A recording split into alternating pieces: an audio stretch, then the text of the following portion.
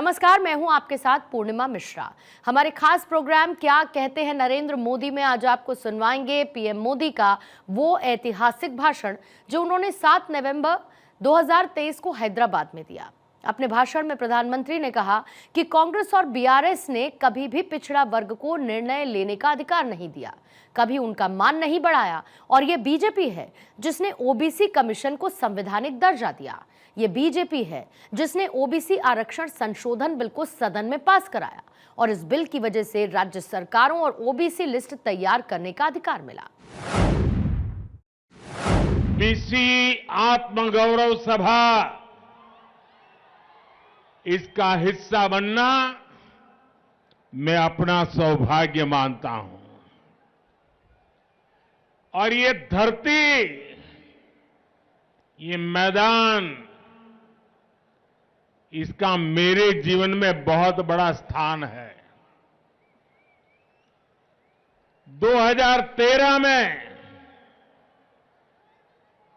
आप सबने मुझे बुलाया था इसी मैदान में, और आप लोगों ने टिकट रखा था कि जो मोदी जी की सभा में आना चाहता है उसको टिकट लेना पड़ेगा, पैसा देना पड़ेगा। हिंदुस्तान के राजनीतिक जीवन की ये पहली और सबसे बड़ी घटना थी, और पूरे विश्व में एक खबर फैल गई, हिंदुस्तान के जन जन में पहुंच गई, और एक प्रकार से इसी मैदान में मोदी को प्रधानमंत्री बनाने की पक्की नींव रखने का काम हैदराबाद ने, इसी मैदान ने आप लोगों ने किया था।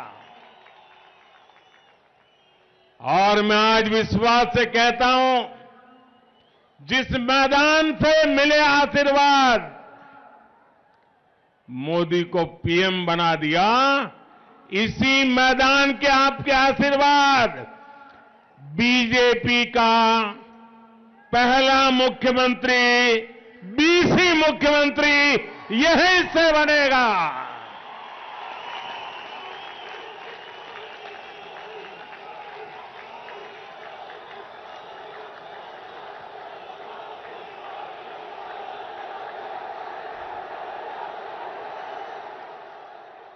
मंच पर मेरे साथ पवन है, लेकिन मैदान में आंधी है।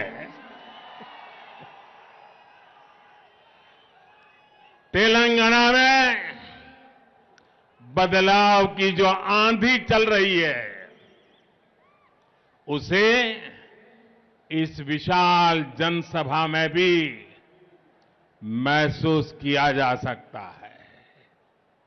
आप लोग तेलंगाना के कोने कोने से आए हैं और अपने साथ एक स्पष्ट संदेश भी लाए हैं। तेलंगाना का विश्वास अब बीजेपी पर है। हमारे बीसी साथी हो, गरीब हो, दलित हो, एसटी एससी भाई बहन हो, सभी ने तेलंगाना में परिवर्तन का मन बना लिया है। पिछले 9 वर्षों से यहां तेलंगाना में विकास विरोधी, बीसी विरोधी, एससी एसटी विरोधी सरकार है। इस 30 नवंबर को आप लोगों के पास तेलंगाना की बीसी विरोधी सरकार को उखाड़ फेंकने का बेहतरीन अवसर है। अब तेलंगाना में कमल ही कमल खिले, ये आपको सुनिश्चित करना है। ना कुटुंब सभ्युलारा तेलंगाना का गठन 3 मुद्दों पर हुआ था। पानी, पैसा और रोजगार। नीलू, निधुलू और नियामकालू, इन तीनों मुद्दों पर जन विरोधी सरकार ने तेलंगाना के लोगों के साथ धोखा हुआ है। अलग तेलंगाना राज्य के आंदोलन में हमारे बीसी भाई बहनों की बहुत बड़ी भूमिका थी। वो आंदोलन में सबसे आगे थे। अलग राज्य के लिए हमारे कितने ही साथी शहीद हो गए थे, लेकिन तेलंगाना बनने के बाद यहां ही सरकार ने सबसे बड़ा धोखा हमारे बीसी साथियों के साथ ही किया। यहां की सरकार ने बीसी हितों की लगातार उपेक्षा की। तेलंगाना में इतनी बड़ी ओबीसी, एससी, एसटी आबादी है, लेकिन उनकी आकांक्षाओं पर बीआरएस ने कभी ध्यान नहीं दिया। वो अपने परिवार में ही लगा रहा। यहां तो बीआरएस की 2 टीमें तो साफ दिखती हैं, एक पर्दे के पीछे सी टीम भी है। ये कांग्रेस का सी है ना, ये सी बीआरएस की सी टीम है। एक कांग्रेस बीआरएस की सी टीम है।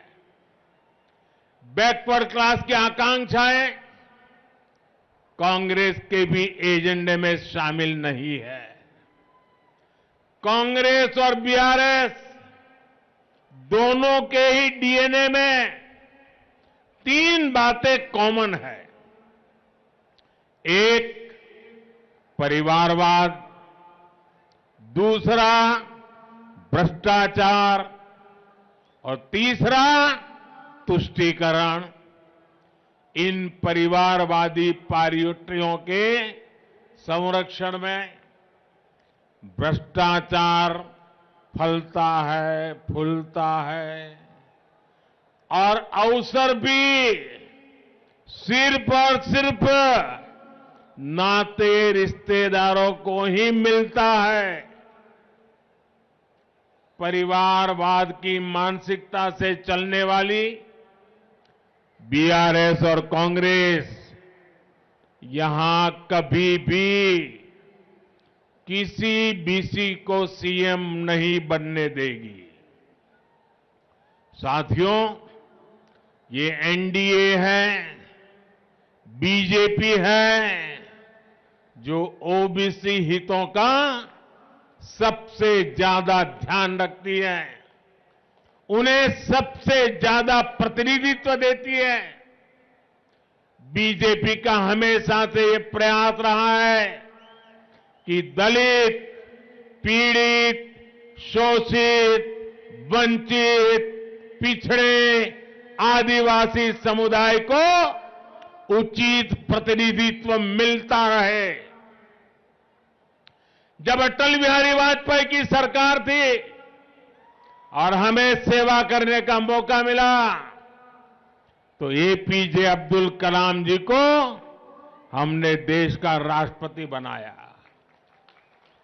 1996 में जब आदिवासी नेता पीएस संगमा जी का नाम लोकसभा के स्पीकर पद के लिए चुना गया, तो अटल जी ने समर्थन का नेतृत्व किया।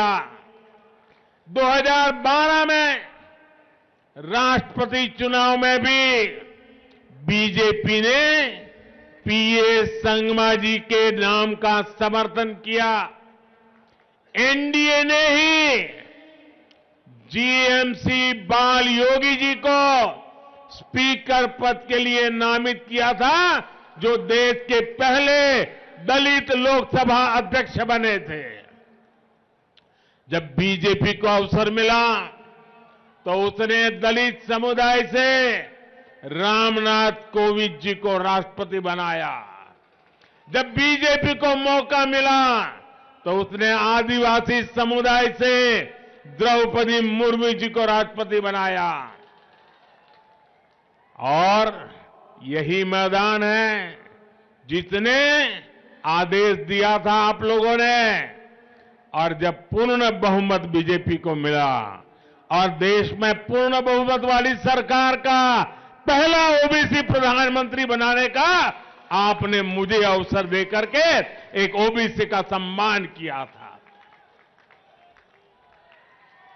और जैसे इसी मैदान से पूर्ण बहुमत वाली सरकार का ओबीसी प्रधानमंत्री पहली बार बना, पूर्ण बहुमत वाली सरकार का बीजेपी का सीएम भी ओबीसी पहली बार यहां बनने वाला है।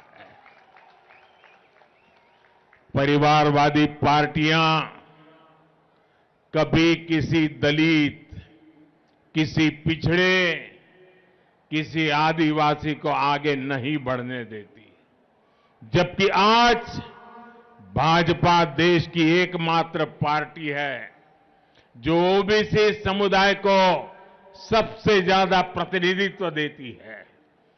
केंद्र की एनडीए सरकार में 27 ओबीसी मंत्री है, जो अब आजादी के बाद पहली बार इतनी बड़ी तादाद में ओबीसी मंत्री केंद्र सरकार का नेतृत्व कर रहे हैं।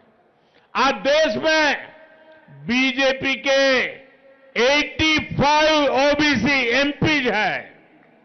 आज देश में बीजेपी के 365 ओबीसी विधानसभा सदस्य है। आज देश में बीजेपी के 65 ओबीसी विधान परिषद सदस्य है। तेलंगाना में भी बीजेपी अपने बीसी साथियों के हितों का सबसे ज्यादा ख्याल रख सकती है, कोई और पार्टी नहीं कर सकती। आप लोग खुद साक्षी हैं कि यहां तेलंगाना में बैकवर्ड क्लास को आगे बढ़ने के लिए सही संसाधन नहीं दिए जाते। बैकवर्ड क्लास के युवाओं को नौकरी देने में भी तेलंगाना सरकार गंभीर नहीं है। बैकवर्ड क्लास के युवाओं का भी स्किल डेवलपमेंट हो, इस पर भी तेलंगाना सरकार उतना ध्यान नहीं देती। बीसी कल्याण के लिए यहां बीआरएस ने हर साल 1000 करोड़ रुपए का फंड देने का वादा किया था। आप बताइए, क्या इनमें से किसी वादे को पूरा किया क्या? कोई वादा पूरा किया क्या? एक भी वादा पूरा किया क्या? साथियों, कांग्रेस और बीआरएस ने कभी भी पिछड़ा वर्ग को निर्णय लेने का अधिकार नहीं दिया, कभी उनका मान नहीं बढ़ाया। ये भाजपा है जिसने ओबीसी कमीशन को संवैधानिक दर्जा दिया। ये भाजपा ही है जिसने ओबीसी आरक्षण संशोधन बिल को सदन से पास कराया। इस बिल की वजह से राज्य सरकारों को ओबीसी लिस्ट तैयार करने का अधिकार मिला है। ये भाजपा ही है जिसने मेडिकल और डेंटल कॉलेजों में ओबीसी के लिए 27% रिजर्वेशन को लागू किया। हमारी ये कदम सोशल जस्टिस, सामाजिक न्याय की दिशा में हमारे कमिटमेंट के प्रमाण है।